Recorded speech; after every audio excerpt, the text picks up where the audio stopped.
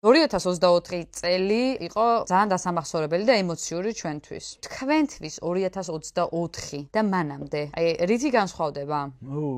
ჯერ იმით განსხვავდება, რომ ჩვენ 2024 წელს გავიხარეთ, საბოლოოდ როგორც იქნა, გავიხარეთ და ჩემი თაობის კომენტატორი ვარ, ჟურნალისტი თუ გულშემატკივარი არ აქვს მნიშვნელობა, ეს ფაქტი იყო საკუთარ თავში იმ რწმენის გამყარება, რომ ამდენი ხანი ვამბობდით, რომ ქართულ ფეხბურთს მეტი ეკუთვნის, ქართულ ფეხბურთს მეტი შეუძლია და ძალიან ბევრი სკეპტიკოსი ან ფეხბურთში ჩაუხედავი, ან სპორტში ჩაუხედავი, ან რა ვიცი მე რაღაც აი სულ ეძახიან თვით გვემას მიცემული, რომ რატო უნდა მოუგოთ ლუქსემბურგში კარგი ცხოვრება, რატო უნდა მოუგოთ ვიღაცას.